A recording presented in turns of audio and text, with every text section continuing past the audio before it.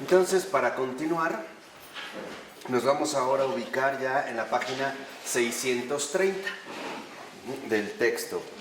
Y entonces, al inicio, en el primer párrafo, dice el libro que el asceta, que se ha hecho sabio en la verdad espiritual, ve el mundo de un modo diverso al que es solo sabio según este mundo.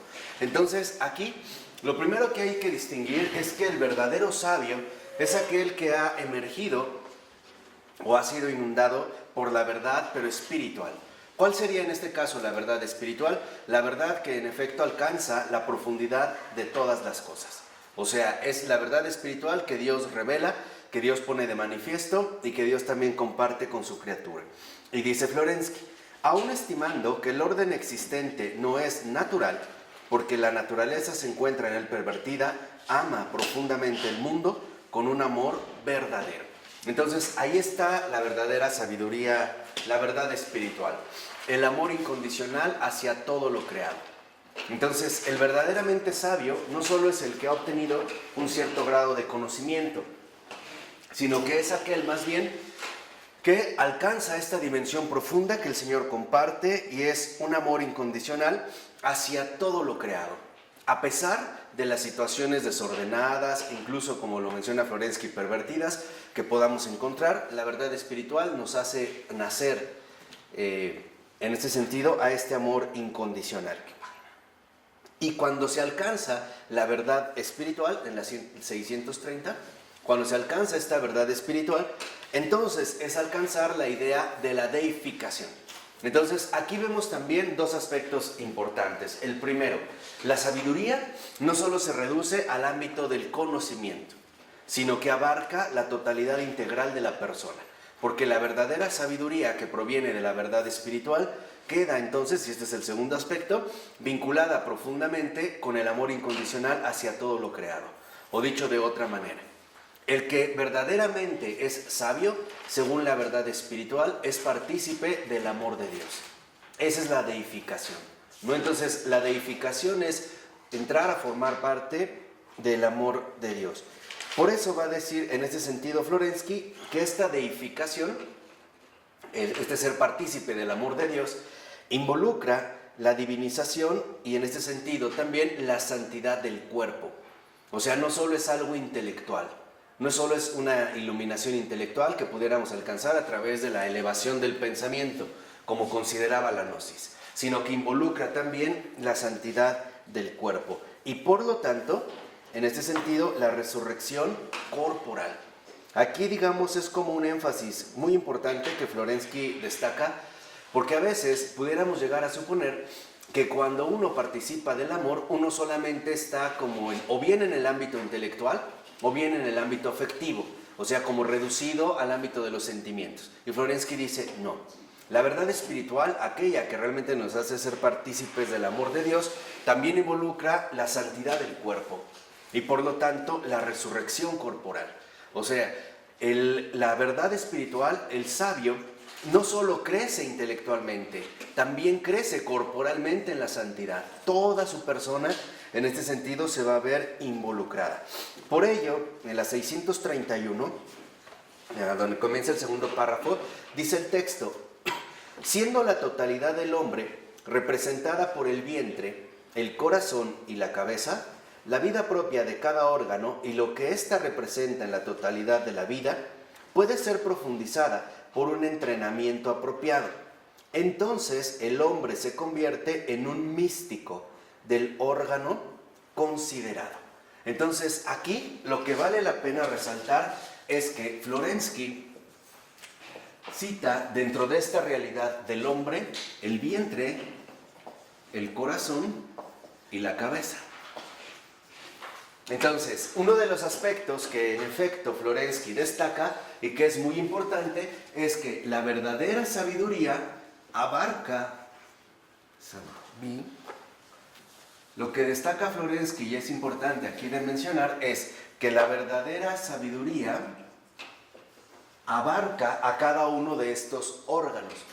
Entonces se trata también de una sabiduría orgánica. Dice al iniciar el otro párrafo, vientre, cabeza y corazón representan en la consideración ascética lo que en la consideración racional representan respectivamente el puro dato, la racionalidad vacía y la síntesis espiritual. Entonces, aquí digamos, uno de los aspectos importantes que destaca Florensky es que en la sabiduría, lo que correspondería en esta sabiduría orgánica, por llamarlo así, de estos tres elementos, veríamos que el vientre es lo que intelectualmente sería el puro dato, o sea, lo más básico. Sería, digamos, aquel aspecto que involucraría, por decirlo, lo más básico de nuestra propia realidad humana. En la cabeza estaría una racionalidad vacía, o sea, nuestra capacidad de elaborar nociones o conceptos. Y el corazón es la síntesis viva de ambos. Por eso es que queda en el centro. O sea, el corazón abarca el aspecto, vamos a decirlo así, más básico de nuestra humanidad, pero también contempla en esta síntesis los aspectos que provienen del ámbito meramente intelectual. Sería, digamos, ir de lo más bajo, en cuanto, no en una escala, sino en cuanto a su inmediatez, representada por el vientre, la elevación que podríamos adquirir a través de una capacidad intelectual, pero en una síntesis que se va a reducir precisamente en el corazón. Y dice, en este sentido, lo que nosotros vemos finalmente es lo que, a lo que se refiere Florensky, es que el dualismo se sitúa en el plano racional, dando la preferencia sea al vientre, sea a la cabeza, o sea, a lo material o a lo racional como elementos contrapuestos de lo humano. Entonces, cuando habla del vientre, Florensky en este sentido, que es lo que le decía que es como lo más básico en este sentido, parece referirse al ámbito material de nuestra realidad humana, mientras que en la cabeza aparecería el ámbito racional.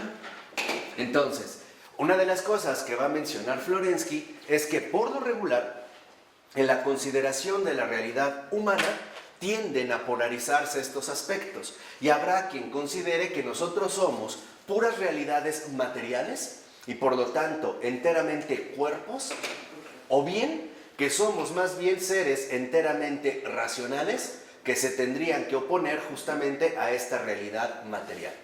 Esto sería, digamos, como la contraposición usual en el esquema filosófico básico entre las pasiones que despertarían nuestro cuerpo y las virtudes racionales que nos ayudarían a no sucumbir a esta bajeza, ¿no? Incluso dentro de la verticalidad del ser humano, el vientre quedaría como lo más bajo, mientras que la cabeza quedaría como lo más alto. En una ocasión lo habíamos puesto, ¿no? El esquema general en el que se mueve. Y va a decir que en realidad, va a decir Florensky, esto es lo que da paso a la mística del vientre.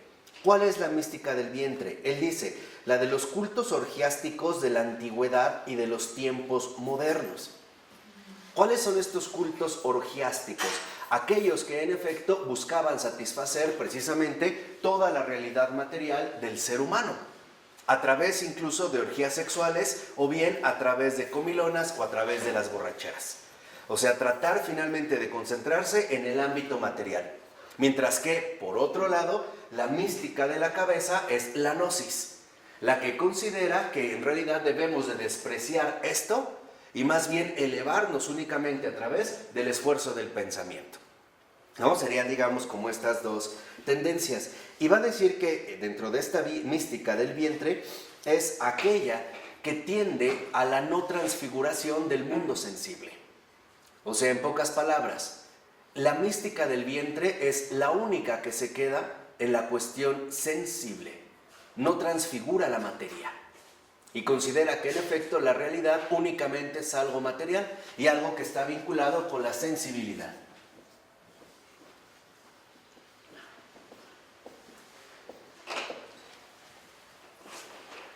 Que en gran medida, por ejemplo, es lo que hoy vivimos en el mundo moderno, ¿no? La exaltación de la materialidad humana. Por ejemplo, hoy el enorme culto que se hace del cuerpo humano, ¿no? El hecho de que hoy en día se busca destacar todo aquello que tenga una profunda relación con nuestra sensibilidad material, ¿no? Desde los spas a las aromaterapias, los masajes, etc. Incluso la liposucción o bien los implantes.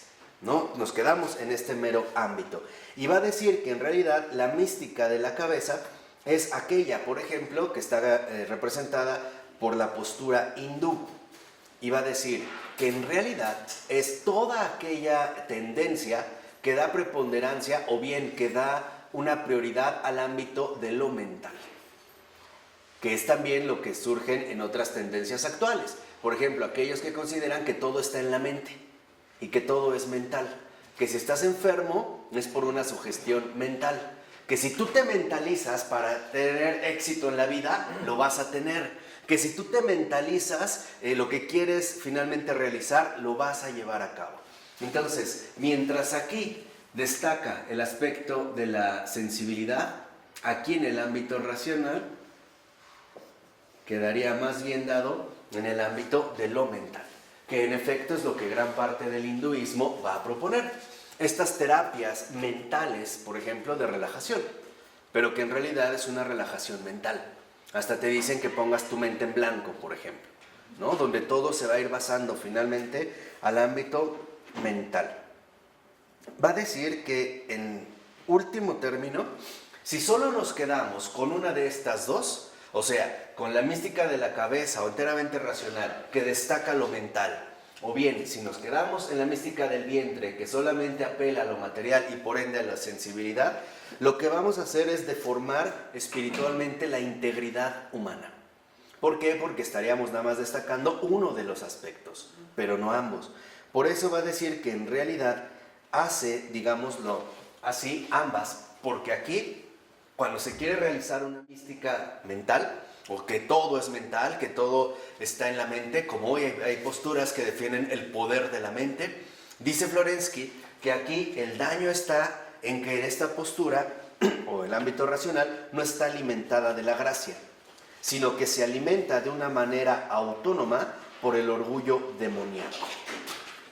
Entonces, lo que propone Florensky es que cuando nosotros únicamente recurrimos a la potencia total de lo mental, dice que esto está basado en el orgullo demoníaco.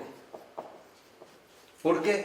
Porque nos vamos a considerar como mentalmente omnipotentes, que en nosotros radica todo el poder que uno pudiera esperar, o toda, digamos, uno va a concentrar toda la verdad posible. O sea, lo único que tengo que hacer es desplegar toda mi capacidad mental para poder realizar, en último término, lo que yo quiera. ¿Por qué demoníaco?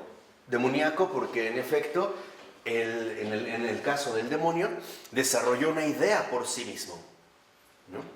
Y al desarrollar esta idea por sí mismo, quedó atrapado en su propia trampa mental, en una equivocación de pensar, que es solo yo. Lo que decíamos, tres no son tres, solo soy yo. Y aquí es lo que hace. La postura mental lo que hace es, aparentemente, querer absolutizarnos como algo único y pleno. O sea, todo está en nuestra mente. Por lo tanto, si todo está en nuestra mente, yo soy el que gobierna absolutamente todo. Dios, por ejemplo, no es más que un producto de mi mente. Porque no está alimentado por la gracia. Claro, ¿no? O sea, se desvía y entonces queda en este sentido desvinculado, ¿no? Las enfermedades también son productos mentales. Ahora va a decir, la mística del vientre también deforma la integridad personal porque, dice Florensky, extrae los principios de la vida no de la fuente de la espiritualidad, sino de los demonios, o sea, de lo impuro. Entonces va a decir, cuando nosotros solamente seguimos la mística del vientre, lo único que vamos a seguir también es algo demoníaco. O sea, en último término, algo guiado por lo impuro, como las orgías antiguas, o las llamadas también fiestas báquicas, donde a partir de la borrachera, ¿no?, del exceso de alcohol, se cometían o se llevaban a cabo actos supuestamente rituales, pero que conducían en último término a la exaltación embriagadora de la sexualidad y por ende al ámbito de lo impuro. Entonces, aquí vemos un aspecto central. Primera, que cuando la sabiduría, que es orgánica porque abarca la integridad de la persona, no está sostenida por la gracia, vamos a derivar en uno de estos dos extremos. O bien nos dejaremos ir por lo impuro, o bien nos dejaremos atrapar por el orgullo. Pero ambos son demoníacos. Ambos finalmente tienen esta tendencia demoníaca. ¿Qué significa? Que cuando no realmente desarrollamos la auténtica espiritualidad humana, lo demoníaco va a tratar de atraernos hacia uno de los dos lados. Y esto en efecto es lo que hoy en día vemos. Hoy quizá la que está más presente es la sutileza de lo mental. Aquellos que consideran que debido a las explicaciones científicas o modernas que se han dado acerca de la vida, del universo, del ser humano, etc., ya tienen un conocimiento total que abarcaría todos los secretos de la tierra y del cielo. Por ejemplo, el secreto de cómo se creó el universo por una gran explosión, por un Big Bang, ¿no? ¿De dónde proviene la vida? Pues no es más que producto azaroso de una evolución que comenzó hace millones de años. ¿Qué es un hombre? Un código genético de cierta manera. ¿Qué es el enamoramiento? Una reacción química de feromonas. Y hoy hay gente que en efecto propone esta postura mentalista, ¿no? Y te lo dicen, todo está en la mente, ¿no? Hoy pareciera que la tendencia va hacia allá. Por eso no es casual que hay muchas personas que han leído muchas cosas equivocadas y que por lo tanto están tan atrapadas en el error que piensan que todos estamos engañados menos ellos. Porque ellos ya tienen, digamos, una inteligencia superior, ¿no? Que los ha logrado librar de todo lo demás. Esta es una línea que creo que hoy es la que está más marcada, pero no es la única. La otra línea es la línea de la sensibilidad, que en realidad está basada en la impureza. Lo que nosotros diríamos en México es como darle vuelo a la hilacha, ¿no? Dejarte llevar por todas las apetencias que te puedan sugerir. Por ejemplo, ¿no? Si tienes un deseo sexual, llévalo a cabo como tú quieras. Si quieres realizar otro tipo de apetencia, llévalo como tú quieras. ¿Y por qué se relaciona con el vientre? Porque el vientre tiene sus propias exigencias. Por ejemplo, cuando tenemos hambre o no hemos comido, el vientre reclama lo suyo, ¿o no? Lo quiere, ¿no? Lo quiere, o sea, el vientre quiere su pura ¿qué? En este sentido material. Satisfacción. Esa es la impureza. El fin. Lo impuro es que se consiste en una autosatisfacción. La postura mentalista también. La única diferencia es que aquí la autosatisfacción es material y en el caso de la cabeza la autosatisfacción es mental o es racional. ¿Sí queda claro? ¿O no? ¿Sí? Entonces, cuando esto se tiene presente ya en la 632, al iniciar el segundo párrafo, en el tercer renglón, dice el texto: ha de existir una dimensión propiamente espiritual, no filosófica, en la que la integridad del hombre se asiente y se construya. Esta dimensión está representada para Florensky por la mística del corazón. Y fíjense aquí lo que dice Florensky: un desarrollo regular de todos los órganos bajo la dirección de aquel órgano del que la persona depende por excelencia, a saber, el pecho, representa la mística normal. ¿Por qué habla en este sentido Florensky de que en el pecho está representada la mística normal? Porque no estaríamos ni en una falsa altura,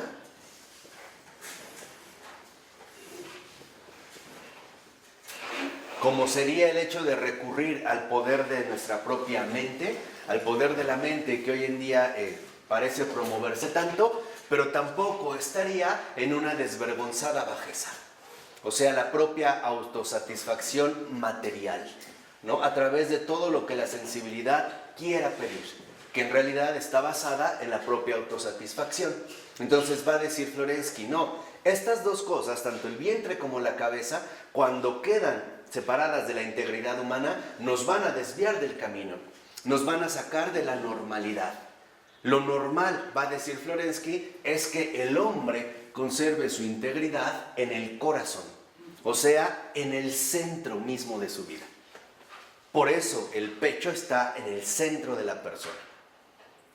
O sea, no dejarnos llevar por falsas alturas, estos pseudointeligentes que consideran que todo lo saben y que por lo tanto ya están por encima de todos, incluso por encima del Dios del que les han hablado, porque eso ya es un invento, o los que se dejan arrastrar por la bajeza, ¿no?, de lo que piden las propias apetencias. Entonces la normalidad estaría en este caso, como dice Florensky, en el pecho. ¿Y por qué? Porque dice que en realidad, si solamente nos quedamos con la cabeza y el vientre, seguiríamos en el esquema básicamente filosófico de la antigüedad, básicamente griega y romana. O sea, en el dualismo filosófico. Lo alto o lo qué, o lo bajo. O eres pura bajeza material o eres pura altura mental. Dice Florensky, no.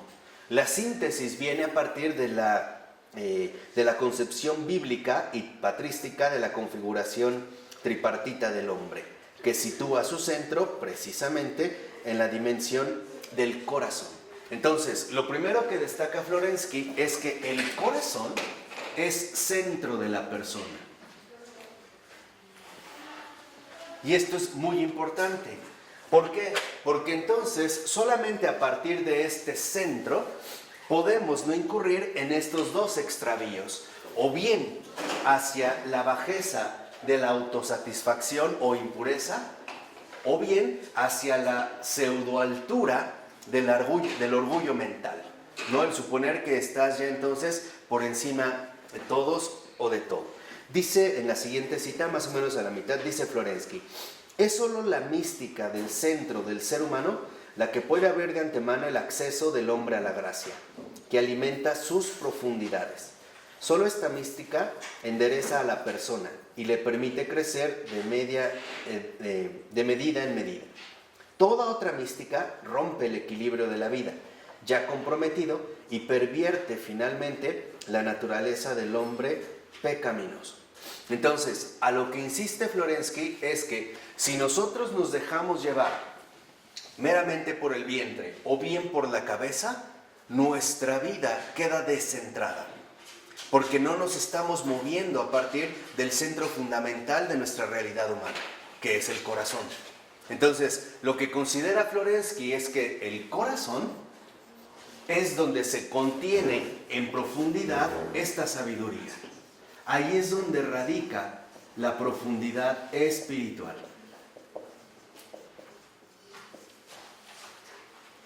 Ahora, no crean que es un justo medio que nos libraría de un exceso o bien de un defecto, a la manera aristotélica, al menos como definía la virtud. La virtud como el punto medio, el término medio entre un exceso o bien un defecto.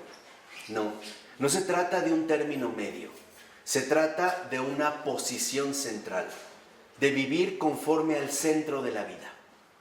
En este caso, a la sabiduría que está contenida en la profundidad del corazón humano. O sea, no caminar, vamos a decirlo así, en la vida siguiendo estas falsas posturas, sino caminar por completo, pero a partir de un centro definido, que sería justamente el corazón humano. Entonces, vuelvo a repetir para no caer a veces en comprensiones erróneas. El corazón no es un término medio entre el vientre y la cabeza. No es lo que está en medio. El corazón es el centro de la integridad humana. Entonces, lo que está diciendo Florensky es, de hecho, la postura bíblica y patrística más básica. El hombre tiene que vivir centrado y no arrastrado, ¿no? Vamos a decirlo así, por extremos que lo van a llevar, en último término, a la demencia. Si uno se deja llevar por su mera realidad material, o sea, por su propia autosatisfacción, terminar realmente muy maltratado. Incluso por eso después vemos los excesos que trae consigo la autosatisfacción, ¿no? Por ejemplo, el exceso en el alcohol, o en la comida, o qué sé yo, ¿no? O en la sexualidad, o muchas cosas. Y lo mismo, si uno se deja llevar por el exceso de esta falsa altura de la superioridad mental, uno también finalmente va a acabar bastante mal. Primera, desligado de la realidad objetiva. Segunda, atrapado en una soledad inaguantable. Y tercera, locura. Maestra, Entonces lo que dice Florensky es, no debemos olvidar que esta profundidad espiritual se remite al centro mismo de la persona.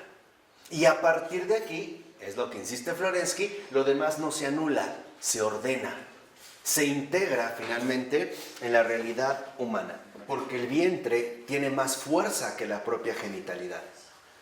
El vientre expresa, por ejemplo, con mucha mayor contundencia sus propios apetitos. ¿Por qué? Porque es, digamos, como este órgano que está, digamos, como siempre exigiendo algo para recibir. Y en cambio la genitalidad a veces no es tanto para recibir, a veces consiste en poder dar. O sea, la postura, digamos, que tiene en este sentido el vientre es de una exigencia clara. Tengo hambre, siento hambre, e incluso me puede llegar a perturbar, ¿no? Siento esta necesidad de comer. Pero, por ejemplo, a diferencia de los animales, un ser humano no tiene la necesidad de reproducirse, porque no entramos en celo. Un animal sí, un animal no tiene opción, nosotros sí. O sea, ¿qué quiere decir? Que en nosotros tiene más peso el vientre que el sexo. Entonces, ¿en el vientre están los impulsos? No, o sea, me refiero como esta, digamos, esta realidad humana que nos resulta como apremiante y muy difícil de controlar. Por ello no es casual que en efecto Jesús, antes de ser tentado, durante 40 días y 40 noches ayunó. Porque es el modo de encarar, por así decirlo, la parte más débil de la realidad humana. No sé si me explico. Por ello también vemos cómo esto tampoco es algo absolutamente nuevo. Los campos de concentración, tanto rusos como nazis, utilizaron un arma perfecta, el hambre organizada. Matar de hambre a una persona.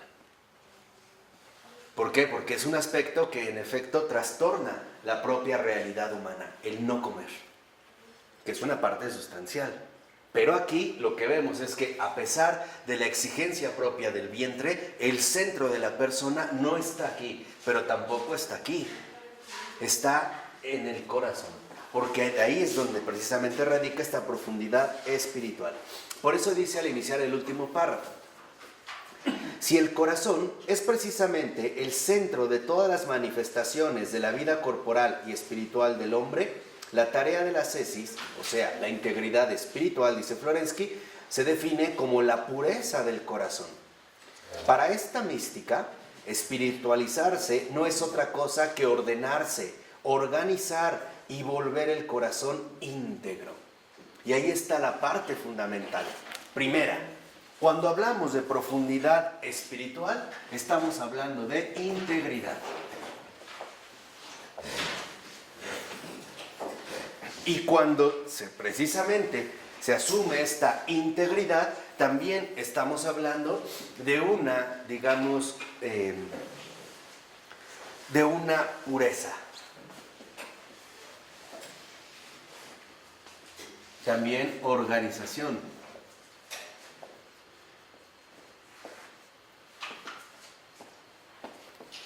Entonces, aquí es donde nosotros ahora ya podemos captar el sentido espiritual de la organización. El problema es que como nuestra cultura moderna no es espiritual o no desarrolla la espiritualidad, hemos rebajado el sentido de las palabras. Cuando nosotros hoy en día escuchamos organización, pensamos ya en una especie de ordenamiento humano, como tratar de poner en orden las cosas. O sea, pensamos en un ajuste, ¿no?, de las situaciones. Pero en realidad, en su sentido espiritual, organización no es más que integración profunda de los órganos del hombre, su vientre y su ¿qué? Y su cabeza. Entonces, nosotros estamos llamados a organizarnos, pero para organizarnos humanamente tenemos que hacerlo conforme a un centro, y este centro es el corazón. De tal manera que entonces los otros órganos, el vientre y la cabeza, quedan incorporados bajo una integridad personal. ¿Sí? Entonces, esto de verdad es muy importante porque nos ayuda a recuperar la verdadera esencia de la comprensión católica del hombre. Porque a veces se dice falsamente que la iglesia es dualista, que la iglesia desprecia al cuerpo o a la bajeza de las pasiones, la carne. Entonces metemos tres cosas, el demonio, el mundo y la carne en el mismo paquete. No es cierto. Eso tiene una base pagana, que es un dualismo. El catolicismo jamás ha renegado del cuerpo, al contrario, es quien más lo ha exaltado fuera de cualquier otra tradición, por la encarnación del Señor y la resurrección de los cuerpos. Entonces, lo que sí tenemos que tener claro es que organización significa integración de los órganos humanos a partir del centro primordial, que es ¿qué? El corazón. De tal manera que entonces integridad, pureza y organización, como dice Florensky, es justamente lo que se llama espiritualizarse.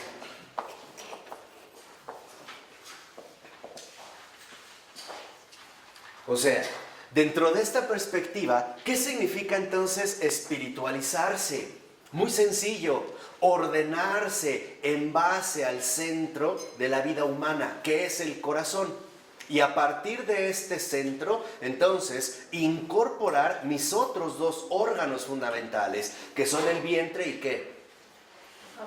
Por eso, cuando el demonio tienta en un primer momento a Jesús, se va sobre el vientre. Jesús no niega que tenemos que comer. Pongan mucha siempre de verdad. En Jesús cada palabra cuenta, Los tiempos verbales, las formas de expresión, no es una traducción, es una realidad viva. Por eso Jesús dice, no solo de pan vive el hombre. No solo de pan, lo que está diciendo Jesús es, sí, tenemos vientre, no lo vamos a negar, pero no solo somos ¿qué? Vientre. No solo de pan vive el hombre, tendremos que comer, pero no solo comemos. No solo de pan vive el hombre, sino de toda palabra que sale de la boca ¿qué? De Dios. Y esta palabra, ¿a dónde llega? Al corazón. Entonces lo que quiero que vean es esto. Y el propio Jesús lo mostró de manera extraordinaria. Caramba, la multiplicación de los panes. Primero escucharon la palabra, ¿no? ¿Se acuerdan o no? Cuando acaba de dar el sermón de la montaña. Acaban y entonces los discípulos le dicen a Jesús, despídelos, ¿no? Para que vayan a comprar algo de comer. ¿Qué le responde Jesús? No, denles ustedes ¿qué? De comer. Entonces, lo fundamental es darnos cuenta qué papel juegan los órganos en nuestra vida. ¿Esto será organización de los órganos? Sí, o sea, la integración, ¿no? El integrar nuestros órganos en base al centro auténtico de la persona humana. Eso es pureza. Cuando se habla de pureza de corazón, no significa que entonces yo ya no tengo nada que ver con lo sensible y con el vientre. No significa eso. Por eso Jesús comía y bebía. Por esa simple razón. Ya quítense esos rezagos de fariseísmo, y nos vamos a ir mucho más recio, de verdad. Van a ver cuando acabemos este texto, que faltará poco, el curso que vamos a empezar. Una revolución, ya.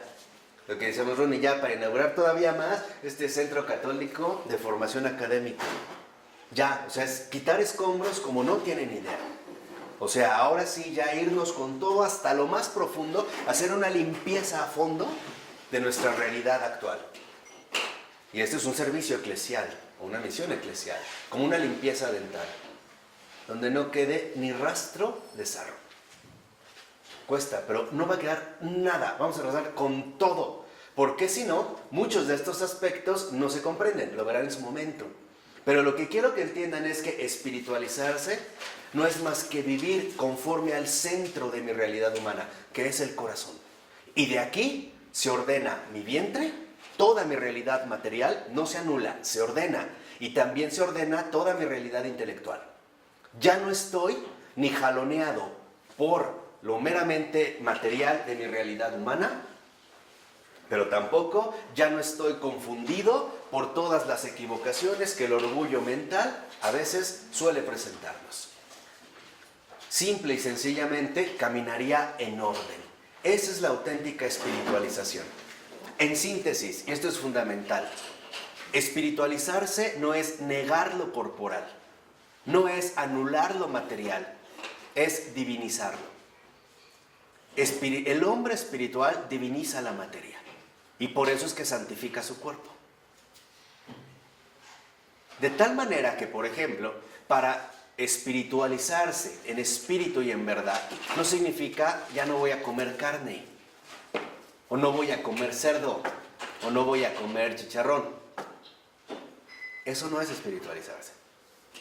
Espiritualizarse es poner las cosas en orden, recuperar mi auténtica integridad humana. Y lo que debemos de entender es que la base de toda integridad humana es el espíritu. Ese es el hombre espiritual. El hombre espiritual por eso come y va al baño, igual que los demás. Come cerdo. Come cerdo, hasta con doble tortilla, como yo. Creo que Ron y yo comemos mucho, ¿no? Yo creo que por eso. ¿No? O sea, ya no hay, eso es lo que quiero que entiendan, nada de falsos escrúpulos.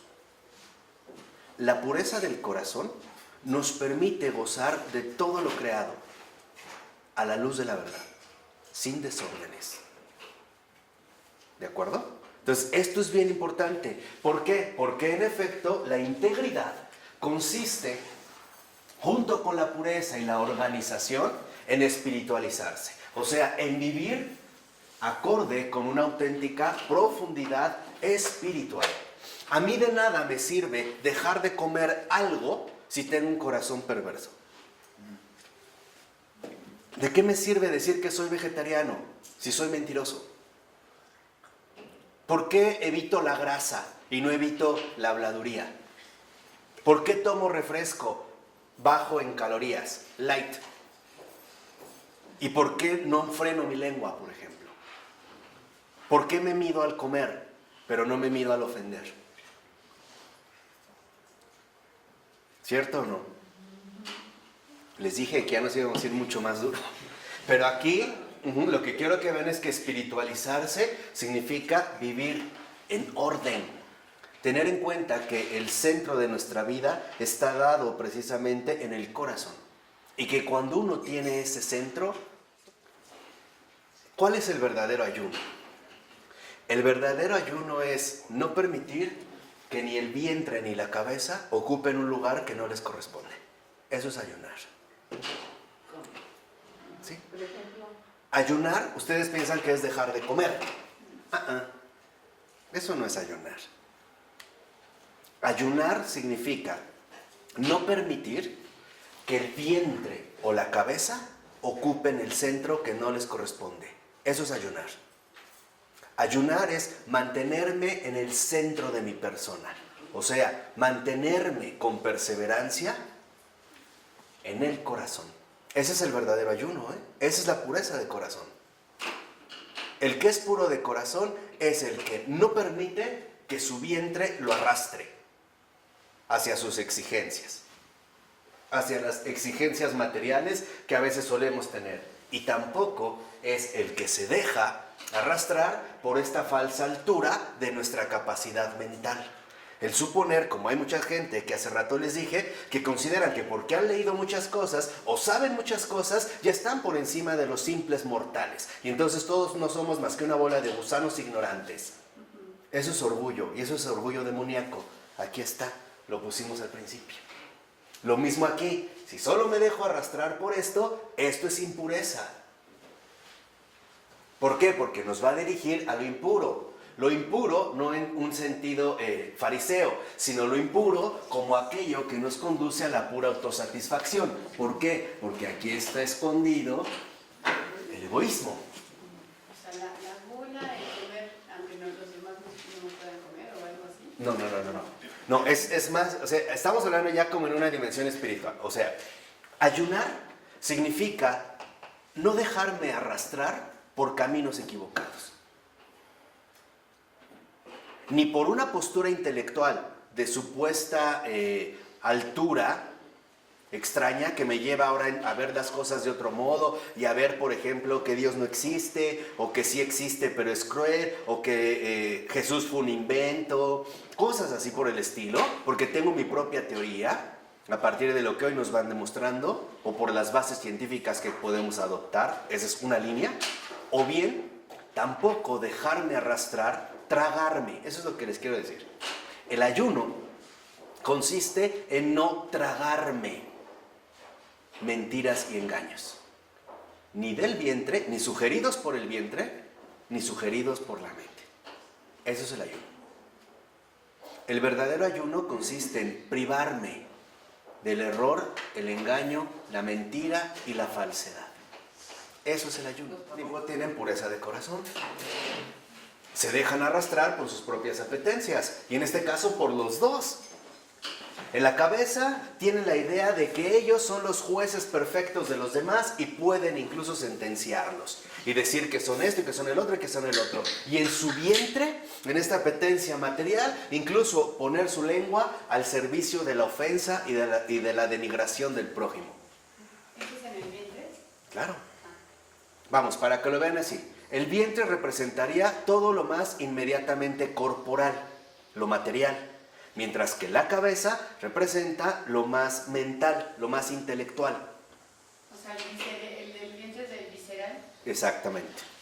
Por ejemplo, una persona que habla mal de otra es porque tiene dos ideas demoníacas. La primera, él es superior al otro. Segunda, si pudiera lo mataba.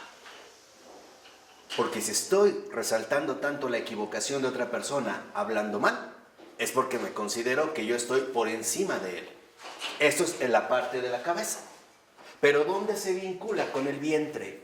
Al poner en movimiento su lengua y su boca.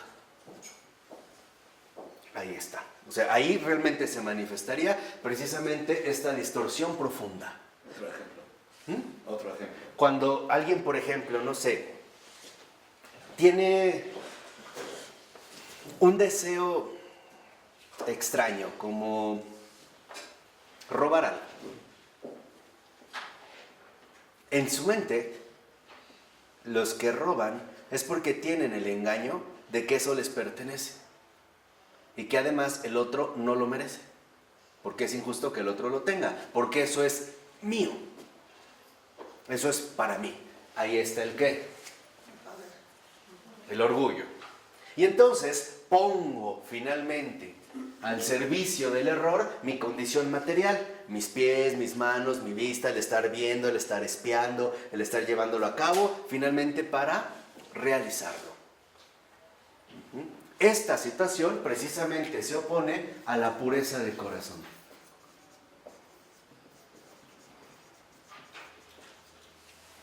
Un ejemplo muy sencillo. El encuentro íntimo, sexual, entre un hombre y una mujer. ¿Por qué se realiza? ¿Para tener hijos? Pensando en que esto me va a ayudar porque me han dicho las últimas teorías que es un desestresante perfecto, que me va a ayudar incluso a quemar calorías, porque quién sabe cuántas se queman y eso, o bien lo hago desde el centro del corazón, poniéndolo como una ofrenda al servicio del Señor. ¿Dónde está? Esto es lo que mide nuestra auténtica ¿qué? Pureza de corazón. Por ello, espiritualizarse no es más que adquirir la auténtica pureza de corazón. Ya no estar limitados ni a las exigencias del vientre, ni a las sugerencias de la cabeza. A ver, yo te pregunto algo. Cuando la serpiente tentó a Eva, ¿no primero con Eva empezó por aquí? Y después le ofreció algo que ¿a dónde se va a dirigir? Aquí. ¿Pero qué se saltó? Primero por acá, la mareó, ya está. Ahora por acá. Aquí era más fácil. Le presenta este fruto que lo ve y se ve apetitoso, ¿no? Pero también ¿por qué se ve apetitoso sin serlo? Porque antes ya ha sido infectada a nivel ¿qué? ¿No es lo que hacen las actuales revistas de muchachas desnudas o semidesnudas? ¿No primero es sugerirte una idea falsa para que después tu vientre la quiera poseer? Pero seamos sinceros. Si yo comprara una de estas revistas, ¿no? Y veo a esta mujer y digo, no, wow, así quiero una mujer. Basta con que un día camine por la ciudad, me deprimo. Voy a acabar deprimidísimo, triste, frustrado, enamorado, porque ahí es donde precisamente entra el engaño. Una pregunta central no es, ¿qué piensas de Dios? ¿qué haces para agradar a Dios? ¿Lo amas, sí o no? Punto. Por ahí se empieza. Lo vimos también con Pedro. Cuando el Señor resucita y se manifiesta a sus apóstoles, y ellos están en la barca, el primero que se avienta al agua es Pedro, ¿no? Para llegar con el Señor. En ese momento, lo más probable es que Pedro fuera ya pensando muchas cosas. Muchas. Señor, perdóname, hablé de más, mira, la verdad es que ahora sí, tal vez te siga, bla, bla, bla, bla. Pero cuando llega, Jesús ni siquiera lo deja empezar. Y Jesús se va al centro, porque lo que le pregunta es que, ¿Me amas? Pedro, ¿tú me amas? No le dice, Pedro, ¿qué estabas pensando? No le dice, Pedro, ¿qué hiciste? Ya, esto no es el punto. Vámonos al centro. Pedro, ¿me amas? Ahí está. Ahí nos vuelve a mostrar Jesús dónde radica el auténtico centro de la vida. ¿De acuerdo? Que está justamente en el corazón. Por eso dice al iniciar el otro párrafo. El asceta de la mística del corazón se distingue de la tendencia racionalista por una abstinencia de la razón orgullosa. Ese es el ayuno en este sentido. Abstenerse de la razón orgullosa. Esa es la abstinencia. Entonces, de la pureza de corazón se desprende, ahora lo vemos, la abstinencia. ¿De qué se abstiene? ¿O de qué el hombre espiritualizado se abstiene desde la pureza del corazón? De la razón orgullosa. El suponer que él lo sabe todo. Que él sabe cómo son las cosas, tiene teorías, todo ha sido explicado, venimos de unos changos, no sé qué tanto, somos extraterrestres, porque venimos de un polvo cósmico, entonces ya se descubrieron que también ha habido interacciones alienígenas, y que antes vinieron los aliens, y que por eso están ahí en las pirámides de Teotihuacán, o con los mayas, y después no sé qué tanto, y en el mundo submarino, pura tontería.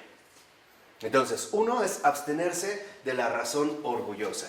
Y dice a continuación, ya que según la expresión típica de los ascetas, ha hecho descender la inteligencia al corazón, comunicándola con las raíces vitales de la gracia y de la tendencia sensualista. Se distingue por la maestría que adquiere sobre el vientre concupisciente. Entonces, uno es de la razón orgullosa y otra es de la concupiscencia.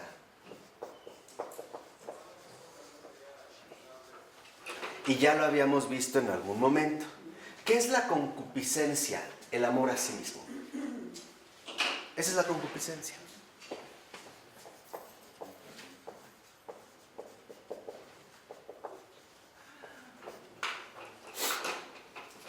Esa es la concupiscencia. Entonces, el que realmente ha alcanzado la profundidad espiritual y por lo tanto mantiene ya una pureza de corazón, se abstiene de dos cosas. Ese es su ayuno ordinario, de la razón orgullosa. Les voy a dar un ejemplo muy sencillo para que vean la importancia de esto. Generalmente nosotros, cuando algo sucede, vamos a suponer que en mi casa yo tenía aquí algo importante o saqué una joya. Y entonces yo invité a comer a fulanito de tal y la joya desapareció. Lo primero que pensaríamos es que él me la robó. Ese no es un hombre espiritual. Esa es razón orgullosa. Es ya empezar a inculpabilizar a los demás. Lo primero que habría que hacer es suponer, desde la pureza del corazón, que probablemente yo olvidé dónde quedó, antes de decir que el otro me la robó. O sea, en pocas palabras, ya no es tratar ni de buscar culpables ni culpas. Ya no. Es más bien ahora mantenerse en la abstinencia y decir, antes de pensar mal de los demás, prefiero pensar mal de mí. Esa es la abstinencia de la razón orgullosa. Antes de pensar mal de los demás, prefiero pensar mal de mí. San Anselmo es lo que siempre aconsejaba. Antes de pensar mal de los demás, piensa mal de ti. Un ejemplo, Ves que una persona, entonces dices, ese de seguro es ratero. Eso no es pureza de corazón. Lo primero que deberías decir no es de seguro ese es ratero, sino de seguro yo siempre soy un mal pensado. ¿Sí queda claro o no? Entonces, abstenerse de la razón orgullosa. Y segunda, abstenerse de la concupiscencia. ¿Por qué? Porque la concupiscencia no es otra cosa más que el amor a sí mismo, o sea, la mera autosatisfacción. Y de eso también nos vamos a abstener. ¿Entienden ahora por qué la masturbación no forma parte de la pureza de corazón? Porque la masturbación no es más que autosatisfacción. Por eso. Y esto es justamente lo que desordena la integridad de la persona. Porque incluso para este tipo de satisfacción sexual requerimos a alguien más. Para no quedar encerrado en uno mismo. No el Señor cuando ve a Adán dijo, no es bueno que el hombre esté solo. ¿Por qué? Porque en último término la concupiscencia nos lleva al aislamiento, nos aísla. ¿No están también las personas que consideran, por ejemplo, que no necesitan de los demás, que no necesitan de nadie, que son autosuficientes, que todos se vayan al carajo? ¿O no? Esa es la concupiscencia. La razón orgullosa es, todos están mal, menos yo. La razón orgullosa es, todos mal, menos yo. Si mis padres fueran de otra manera, yo sería de otra manera. Si los mexicanos fueran diferentes, yo sería diferente, el mejor de todos. Esto es lo que la pureza de corazón evita. Ya se practica la auténtica abstinencia de estos dos extremos, tanto de la razón orgullosa como de la concupiscencia, que nos va aislando. ¿Por qué nos aísla? Porque en efecto, desde la concupiscencia, consideramos que todos los demás siempre son menos. Y que nosotros siempre estamos por encima de cualquiera. ¿Y esto con qué se ve reforzado? Con la razón orgullosa. O sea, falsas ideas. Porque no los necesitas. ¿Sí? Y esto, en último término, ¿a qué nos va a conducir? Pues a despreciar a los demás. Por eso San Juan decía, quien dice que ama a Dios pero no ama a su prójimo, miente, es un mentiroso. Porque no es cierto, el que ama a Dios es el que posee la pureza de corazón. El que reconoce que Él siempre va al último. Y no era la estructura fundamental de la existencia que Florensky ya nos enseñó. Primero Él, después tú, al último ¿qué? Yo. Aquí ocurre todo lo contrario. Primero yo, después tú y al último Él. Aquí es cuando precisamente Florensky va entonces ahora a también mencionar cuál es el papel fundamental que tiene el cuerpo en la realidad humana. ¿Y por qué? Porque a veces dentro de este dualismo pagano pareciera que el cuerpo es lo bajo, lo asqueroso, lo repugnante, lo que lleva a los hombres a la perdición, ¿no? Eso decían los griegos, no los católicos.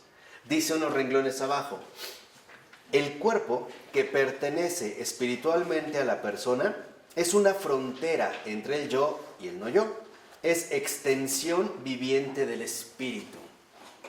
Entonces, ¿por qué tenemos cuerpo? Porque somos espíritus encarnados, por eso. Porque nuestro cuerpo también tiene una expresión espiritual, por eso. Porque el cuerpo no oculta el espíritu, lo manifiesta. Es lo que mencionaba Flores, que el cuerpo es una extensión viviente del espíritu, que en él comienza a abrazar la realidad material del mundo. ¿Qué quiere decir? Que nosotros tenemos cuerpo porque en efecto también somos un espíritu encarnado y porque a través del cuerpo nosotros tenemos acceso al aspecto material de lo creado, pero no solo somos cuerpo. Es esta extensión del espíritu. Dice, el cuerpo es el mundo en el hombre y el mundo es la extensión de su cuerpo.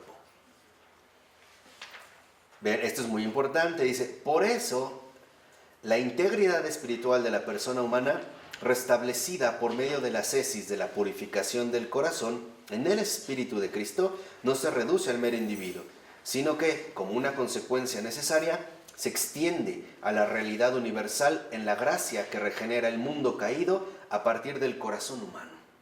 O sea, cuando realmente se asume esta profundidad espiritual y se alcanza la pureza de corazón, entonces nuestro propio cuerpo será esta expresión viva del Espíritu encarnado y nos hará, incluso ya hará darnos cuenta de que el mundo entero es también una extensión de mi cuerpo. ¿Por qué? Porque el mundo entero es también una extensión de mi cuerpo, porque es una realidad creada que está llamada a transfigurarse. Pero la transfiguración del mundo depende primero de la verdadera conversión ¿de qué? De mi corazón. Entonces, aquí lo que ve Florensky es que el cosmos entero está vinculado al corazón humano. Ahí donde un corazón humano se convierte a Dios, el cosmos es restablecido. No hay divisiones, no hay separaciones. Y esto incluso se podría precisamente manifestar como la tendencia hacia la cual nosotros, en este sentido, nos dirigimos. ¿Puedes explicar más esto, el cosmos y el cuerpo? ¿Cómo lo vio? O sea, lo que muestra aquí Florensky es que nuestro cuerpo, ¿no?, que es esta extensión viviente del Espíritu, la encarnación viva del Espíritu, está en contacto con el mundo, ¿no?, con todo el mundo. Entonces, lo que dice Florensky es que lo que podemos ver es la relación profunda entre el universo entero, el cosmos, el mundo en general, y el hombre, a partir de que en la realidad profunda del hombre, en su profundidad espiritual, ¿no?, a través de que una persona tiene una conversión o asume de corazón a Dios, no solo va a cambiar su vida, su propia realidad humana llevará a que el mundo entero se vea ¿qué? Transformado. Y esta transformación anuncia lo que la creación entera está anhelando: la redención. O sea, en pocas palabras, la resurrección final. Por eso es que una vez lo dijimos, cuando un corazón se convierte a Dios, todo el mundo cambia. Todo el mundo se ve restablecido. E incluso el hecho extraordinario de que haya santos incorruptos anuncia el anhelo profundo de la creación entera. No hay muerte, no hay deterioro. Todo conserva finalmente su integridad. Ya no hay decadencia, ya no hay sombra. ¿Se acuerdan? Que Florensky hablaba de la sombra, ¿no?, en algunas clases. Ya no hay sombra, sino que ahora lo que vemos es la permanencia continua del triunfo de la vida. Entonces, no perder de vista estos vínculos. Él lo dice al iniciar la 634. Dice, la purificación del corazón procura la comunión con Dios. Esta, la comunión con Dios, endereza y organiza toda la persona de la asceta. Extendida sobre ella y penetrándola, la luz del amor divino santifica también la frontera de la persona, o sea, el cuerpo. Desde aquí irradia hacia la naturaleza exterior a la persona. Entonces, si lo ven, en un primer momento, la comunión con Dios, ¿dónde se lleva a cabo? En el corazón. ¿Y después del corazón? El cuerpo. El cuerpo. ¿Y del cuerpo? Al cosmos. Al cosmos. Entonces, si lo ven, ¿no?, es una entrada en comunión con Dios, transforma mi corazón, renueva mi cuerpo, y de mi cuerpo se manifiesta al cosmos. Ahí literalmente, ¿no?, el universo cambia. Y dice, a través de la raíz por la que la personalidad espiritual está plantada en el cielo, la gracia santifica todo lo que rodea a la asceta y fluye hacia las profundidades de lo creado. Entonces, cuando realmente aparece una persona espiritual, todo lo que toca es beneficiado por esta comunión con Dios. Se va, como dice Florensky, a las raíces profundas de todo lo creado. Y dice, el cuerpo es la frontera común al hombre y a las otras criaturas. Pero en el hombre espiritual, el cuerpo las unifica. O sea, Un hombre no espiritual considera que su cuerpo es algo solo suyo, ¿no es cierto? Que es la postura actual. Una muchacha sale embarazada, entonces va a abortar porque dice que nadie tiene derecho a meterse con su cuerpo, es suyo, es de ella, o sea, se lo quiere apropiar. ¿Eso se llama qué? Eso es mística del vientre. Entonces dice, no, esto es mío, cuando en realidad nuestro propio cuerpo va a ser manifestación o irradiación de la gracia divina, o sea, de la comunión con Dios. ¿Por qué? Porque nuestro cuerpo también está llamado a ser, en este sentido, luz del mundo. Quizá el ejemplo más cercano a nosotros haya sido Juan Pablo II. Si alguna vez conocieron a Juan Pablo II o lo vieron, se habrán dado cuenta de que ese hombre algo tenía. Algo. No necesitaba ser creyente para percibir, pero algo se desprendía de él, aunque no pudiéramos definir bien qué. No necesitaba hablar, ¿o sí? No. No necesitaba bailar. Bastaba con que apareciera. Cara iluminada. Su cara, su postura, todo. Algo está irradiando precisamente de este cuerpo vivo.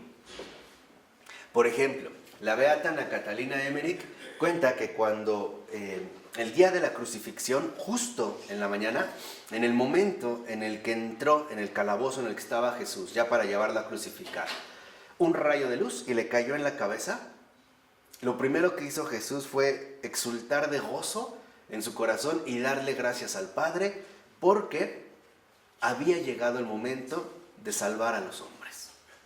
O sea, en lugar de tener miedo, estaba lleno de gozo porque en efecto esto se iba a cumplir. En ese momento llegaron los guardias y vieron, Jesús estaba hincado, estaba atado, amarrado, estaba hincado, pero estaba en esta comunión con el Padre. Y dice que lo vieron como algo brotaba de su cuerpo que no se atrevieron a tocarlo. Hasta que ya Jesús, ¿no? Como que bajó, entonces ahora sí. Pero de momento ni siquiera se atrevieron a ¿qué? A tocarlo. Entonces, nuestro cuerpo, y eso es algo fundamental, no es algo que bloquea la gracia, es algo que está llamado a irradiarla, a transmitirla. Por eso el cuerpo no es una frontera, el cuerpo es una apertura. Esta también tiene que ver con, o va en contra de nuestras concepciones más modernas o más actuales sobre el cuerpo. No hay nada que lo refleje porque finalmente para nosotros a veces el cosmos únicamente se limita a lo que vemos. Pero sí se refleja incluso a veces en realidades muy concretas. Por ejemplo, San Serafín de Sarov, que es este santo que vivió de manera profunda la comunión con Dios, paisano de Florensky. Él tenía como amigo un oso ruso. Entonces cuando llegaba alguna visita, San Serafín de Sarov le hablaba al oso y le hablaba al oído. Se iba al oso y después regresaba con un panal de abejas, con un pescado, bayas. ¿Qué es lo que entra aquí? O sea, lo que realmente vemos es que no se percibe lo que realmente está haciendo el asceta porque está como alimentando las raíces profundas del universo. Y eso es espiritual. Por ello es que todos los que se han consagrado al Señor en toda su vida, por ejemplo los monjes, son los que también sostienen el universo entero. Porque no depende de lo que vemos, sino de aquello que en efecto escaparía a nuestras posibilidades incluso de comprensión. Entonces el cuerpo no nos separa como soliéramos suponer de manera inmediata, sino que más bien el cuerpo es precisamente lo que nos va a unir a todos, o nos va uniendo ¿a quién? A todos. El cuerpo no es un obstáculo para la comunión, el cuerpo es principio de comunión. Y el ejemplo más sencillo lo tenemos en el propio cuerpo del Señor, ¿o no? ¿Qué nos alimenta? Su cuerpo. Y en un cuerpo nos reúne ¿a quiénes? A todos. Así que lo fundamental es que lleguemos a ser un solo cuerpo. Y esto ya se logra desde la pureza de corazón. El ejemplo más sencillo es que el otro, la otra persona, yo ya no la veo como alguien lejana a mí. La veo como carne de mi carne y sangre, ¿qué? De mi sangre, porque es mi hermano. Esa es la sabiduría. Lo que dijimos, ¿no? Al principio, eso es lo que brota del amor de Dios. También él habla de los nexos invisibles. Habló antes ¿Sí? de esos nexos invisibles. Sí, que es lo que decíamos que nosotros no vemos, ¿no? Pero es justamente lo que sostiene al universo entero. Dice ahí mismo a continuación: es por esto por lo que si el hombre caído de Dios ha arrastrado consigo a lo creado en su caída, y habiendo corrompido el ser, ha pervertido el orden de toda la naturaleza, una vez restaurado por Dios, introduce la armonía, y el orden original es en la criatura, que gime y sufre hasta el momento presente. Y cita Florensky a Romanos 8:22. Y aquí es donde se ve, cuando Adán y Eva caen ya finalmente por haber cometido el pecado, el paraíso desapareció. Y todo el entorno que los rodeaba, de ser algo literalmente paradisíaco, pasó a convertirse incluso en algo atemorizante. ¿Qué quiere decir? ¿Que el hombre y el cosmos están profundamente vinculados o no? Sí, y el ejemplo más sencillo de esto es lo que hemos dicho, por ejemplo, hace poco. Hoy lo estamos viendo. ¿A qué se debe el cambio climático? Sinceramente. Al hombre malo. ¿Qué pasa si en mi casa yo me pongo a romper las paredes? ¿Nada más? Mal aspecto, pues me quedo sin casa. Así de sencillo, ¿no? Mucho más sin casa. O sea, finalmente pareciera que si algo ocurre en la naturaleza, ¿repercute en el hombre o no? Sí, y lo que ocurre en el hombre también repercute en la naturaleza o no. Sí. Entonces, ¿qué quiere decir lo que una vez dijimos? Que la creación, nada más se lo repito brevemente porque ya lo vimos, la creación no es un escenario donde Dios pone a su muñequito, la criatura, como una maqueta. La creación es parte fundamental de nuestra propia existencia. ¿Qué significa? Que hombre y creación están vinculados. Tienen una relación profunda de vinculación. De tal manera que si una se ve alterada, ¿qué pasa con el otro? Y al revés. Entonces, por eso lo que sostiene Florensky es que si con la caída de nuestros primeros padres la creación entera se vio arrastrada, entonces con la restauración de un hombre, ¿qué pasa con toda la naturaleza, con toda la creación? También, ¿no? También en ese sentido se renueva. Y dice, Romanos, y espera ansiosamente la manifestación de los hijos de Dios, que es la carta de San Pablo a los romanos. Dice, por su cuerpo el hombre está ligado a toda la carne del mundo, y esta vinculación es tan estrecha que la suerte del hombre y la de la creación entera son indisolubles. Que es lo que acabamos de mencionar. O sea, la creación no es algo externo a nosotros, forma parte también de nuestra propia realidad humana. Estamos vinculados a la creación entera. Y nosotros lo hemos visto. Donde hoy en día, por ejemplo, haya fuertes cambios en el orden de la naturaleza, los primeros que van a padecer son los propios hombres, ¿o no? Y donde el hombre, es lo que quiero que entiendan, cuando el hombre ataca a la naturaleza, está destruyendo su propio cuerpo. Que es lo que vemos que pasa cuando tala hectáreas de árboles, ¿no? O la caza indiscriminada, o la emisión de contaminantes. Entonces, cuando el hombre ataca a la naturaleza, se está atacando a su propio cuerpo, a esta extensión corporal de su propia realidad. Por ello, lo que va a insistir Florensky es que la renovación completa del mundo comienza en el corazón de un ser humano. Y esto es algo extraordinario. Porque Dios no ha querido hacer una nueva creación. Ha querido que el corazón de un hombre, de un simple hombre, de una criatura humana, sea la fuente principal para la renovación de la creación entera.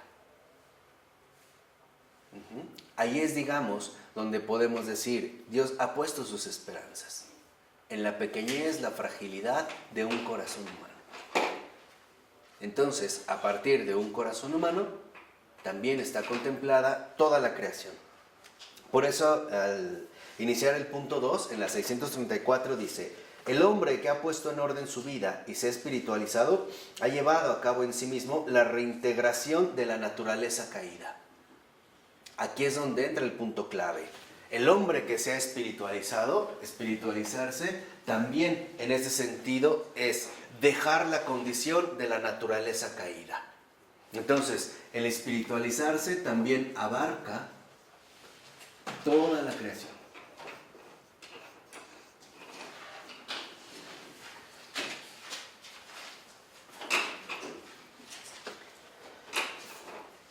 Por eso dice Florensky que el hombre verdaderamente espiritual también adquiere las primicias de una especie de estado edénico. O sea, es volver a instaurar un Edén en el mundo. Volver a encontrar un paraíso.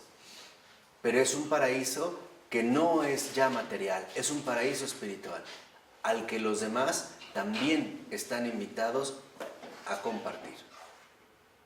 Es descubrir un paraíso que solo Dios es capaz de crear. Esto es lo que pasa, por ejemplo, cuando una persona encuentra este estado edénico en el mundo. Por ejemplo, cuando surgieron las misioneras de la caridad, había muchas mujeres, europeas sobre todo, que estaban como vivían un hastío profundo, un cansancio existencial, porque pareciera que ese primer mundo, ese viejo mundo, ya no lograba llenar las aspiraciones profundas que ellas tenían en el corazón. Tenían tecnología, tenían avance, vivían en primer mundo, sí, pero seguía habiendo un vacío. Cuando conocieron la misión de la Madre Teresa de Calcuta, descubrieron un paraíso. Y es curioso, porque si lo vemos solo según lo visible, no parece ser muy paradisíaco. Con la gente que ahí está, los olores, ¿no? Los esfuerzos, el cansancio, el agobio.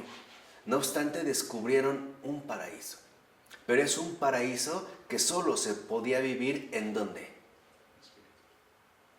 Espiritual y en el corazón. Y eso fue lo que los llevó a tener un cambio tan radical de vida. Dejar, por ejemplo, toda la ostentación de la cultura europea e irse a vivir con una mujer muy sencilla que andaba por ahí en la India ayudando a los más pobres de entre los pobres. Aquí es donde entra el secreto profundo de lo que está hablando Florensky. Por ejemplo, Teresa de Calcuta en realidad no estaba llamada a cambiar la realidad material de los pobres, ¿o sí? No. Pero ella ofrecía algo más grande, el auténtico paraíso, que no es otra cosa más que el conocimiento del amor de Dios. Eso es lo que está diciendo Florensky. Esto es lo crucial. Por ejemplo, cuando Madre Teresa de Calcuta iba a los tiraderos, ¿no? Basureros de la India, a buscar personas que porque se iban a tirar ahí, porque debido a su casta racial ya no tenían oportunidades de salir, ella las buscaba. Entonces muchas ya estaban carcomidas por ratas o abusanadas. Ella las carga, las toma, las cura, les quita, no las interroga, no les hace preguntas sobre el catecismo, ni siquiera les pregunta si creen o no creen en Dios. No dice nada. Pero ojo, entiende, lo que está haciendo ahora Madre Teresa es poner todo su cuerpo como mensaje vivo del amor de Dios. Sin palabras, sin ideas, sin doctrinas. Discusiones. Nada. Pero este simple gesto les mostraba un paraíso. Tan es así que antes de morir, porque murieron muchísimos entre sus brazos, pero miles y miles de personas. Y le decían: Madre, toda mi vida viví peor que un animal, pero ahorita muero como un ángel. Gracias, me voy a la casa del Padre. Y morían tranquilos. Ponte a pensar, si tú vivieras en esas condiciones, ¿no tendrías un corazón lleno de odio? Donde nadie te tendrá la mano, estás carcomido por ratas, agusanados, nunca nadie te dijo te quiero, eres importante, me interesas, te amo. Nunca. ¿Cómo estaría ese corazón? Destrozado, ¿no? ¿Crees que si le hubieras dado un fajo de dinero cambiaría el corazón? No. Y por eso decía Teresa de Calcuta, ¿lo ven? El amor sí hace milagros. Ese es el paraíso. Entonces, la pureza de corazón nos lleva, por tanto, a la comunión con Dios. Y por lo tanto, al amor de Dios. Ya no es el amor meramente humano. Ya no es esta capacidad afectiva que el humano incluso puede desarrollar o compartir. Ya es literalmente el paraíso en la tierra, el consuelo de la manifestación de Dios, el consuelo de las almas, el reconocer que en efecto Dios existe, está vivo, es bueno y nos ama. Esto es encontrar un paraíso, Esta es la perla preciosa que decía Jesús, ¿no? El que ha encontrado eso va y vende todo lo que tiene, ya pierde valor. Va y lo vende, ya no es valioso. Y se queda solo, ¿qué? Con eso. Y a veces el poder encontrar ese amor de Dios depende de encontrarse con una persona espiritual. Una palabra, un gesto, un movimiento, una sonrisa, algo en particular. Por ejemplo, San Felipe Neri. San Felipe Neri es el santo de la sonrisa, ¿no? A veces bastaba la forma en la que sonreía y de verdad, la gente ahí percibía de manera directa el ¿qué? El amor de Dios. Y al revés, para hacer un contraste, que fueron contemporáneos, San Ignacio de Loyola. San Ignacio de Loyola era sumamente como estricto, como serio. Nunca lo vieron reír a carcajada, no. Pero a veces en esa seriedad, ahí también se manifestaba el ¿qué? El amor de Dios. Era romper o separar finalmente, ¿no? Más bien como romper con esta separación absurda de que, bueno, mi cuerpo es un límite. No, mi cuerpo no solo es un límite, es un contacto, es una apertura con los demás. Por eso cuando San Felipe recibió el Espíritu Santo en el corazón, se lo inflamó tanto que le tronó 2 costillas. ¿Sí se ven? Y palpitaba tan fuerte que lo podían escuchar de lejos, Y a veces bastaba para que llegara una persona destrozada y escuchara este latido y de inmediato se consolaba. Por eso a veces San Felipe Neri ni siquiera hablaba ni adoctrinaba. Llegaban y los abrazaba, órale, al pecho. Y con eso, Y un calor inmenso. Tan es así que tuvo que pedir un permiso para ya no usar cobulla porque se quemaba. Y ahí también se ve entonces, ¿en el cuerpo o no? Sí. Y esa es también, digamos, la manifestación que estamos llamados a alcanzar cada uno de nosotros. Por eso dice que en realidad es la persona misma la que ahora nos transmite estos rasgos paradisíacos. El paraíso está entre nosotros. Ha llegado entre nosotros. Y dice 2 renglones abajo. El reposo sobre la seta de la persona del Espíritu, cuya manifestación plena, como ya hemos visto, traerá consigo la transfiguración total de la creación, es testigo de la transfiguración escatológica final. Adelanta el futuro paradisiaco del mundo. Por ello, los frutos del Espíritu en el paraíso terrestre de los ascetas son los siguientes. Primera, que ya mencionamos, la integridad de la persona, que es lo que explicamos hace un momento. Ese es el primer fruto. Segundo, está en la página 636. La transfiguración de la naturaleza humana, que es lo que comentamos en la realidad corporal. Por eso yo ya me lo salto, ustedes después lo pueden releer, pero ya dimos las bases centrales, ¿no? Y tercero, el mundo se vuelve legible. ¿Qué significa? Ese sí lo vamos a leer, porque este no lo comentamos. Comentamos las dos. Y el tercero dice, dotado de una nueva sensibilidad y de una nueva razón, fuera de sí mismo por la ascesis, superada la ley de la identidad inerte, o sea, la seidad, en contacto con el mundo real viviente desde el centro de su subjetividad objetivada, para el asceta cambia también la misma naturaleza de las cosas. O sea, ahora podemos leer el mundo de otra manera. Lo podemos leer desde su verdadera profundidad, que es lo que dijimos hace un momento, siguiendo el amor incondicional de Dios hacia todo lo creado. Hacia todo lo creado.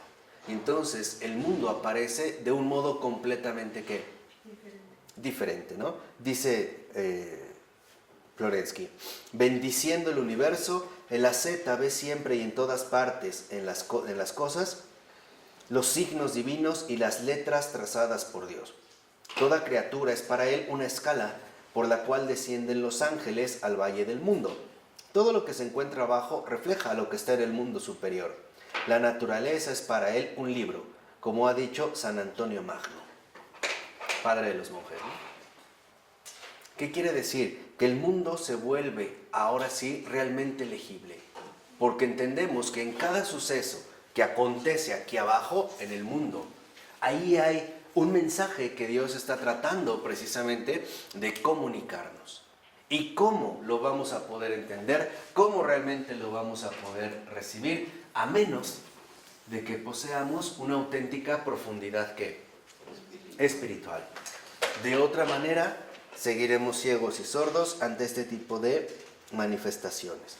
Por lo tanto, lo que va a mencionar Florensky es que en efecto, cuando esto sucede, lo que realmente alcanzamos es un verdadero amor hacia la creación entera. Ya no hay divisiones. Ese es el, digamos, como uno, ¿no?, de las partes fundamentales de aquí. En el espiritualizarse, en este amor de Dios, ahora es un amor que también se ve reflejado hacia la creación entera. ¿Por qué? Porque es el amor de Dios. Amor sin límites, sin distinciones. No, él dice porque lo ve como realidad viviente. Sí, o sea, lo que vamos, esta se va a la creación entera porque Que no es un objeto. es la manera en la que Dios lo ve, como algo creado por Él y por tanto, en efecto, como una realidad viviente. Por ello va a insistir finalmente en este sentido Florensky, que es fundamental de que nos demos cuenta de que no solo en la naturaleza nosotros podemos leer las letras que Dios va trazando, sino también en la cultura. ¿Qué es lo que Dios está escribiendo también incluso en las manifestaciones culturales de hoy en día? ¿Qué es lo que Él nos está diciendo en el avance, por ejemplo, cultural de estos tiempos? ¿Qué es lo que está ocurriendo? Y aquí lo que me interesa es que vean que así como hay una creación entera que Dios ama porque es su realidad viva, lo que Él ha creado y que sostiene en este amor, de la misma manera ocurre con las manifestaciones culturales que se dan dentro de esta misma creación. Ya no hay, como yo les decía en este sentido, como si algo estuviera dividido. Lo dice ya finalmente Florensky en la 638. En la cita dice, ante todo, el sentimiento y la idea cuyo contenido era la unidad ordenada de lo creado, por oposición al arbitrario capricho de los demonios que lo llenaban todo. Después, el sentimiento y la idea que afirmaba la realidad auténtica de lo creado como tal. Solo entonces es posible penetrar las profundidades de la creación con una mirada directa y sin temor. ¿Se acuerdan que ya también San Juan había dicho que el amor expulsa el temor? Es esto. Porque lo que está diciendo Florensky es que ya el hombre verdaderamente espiritualizado, que forma parte de este amor de Dios, asume la creación entera, ahora sí, con los ojos, por así decirlo, con los ojos de Dios mismo.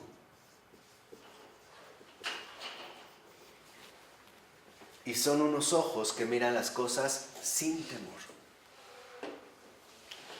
La diferencia es que nosotros, por ejemplo, cuando vemos guerras o enfermedades, nos llenamos de temor. Porque no lo estamos contemplando desde Dios mismo, sino desde nosotros.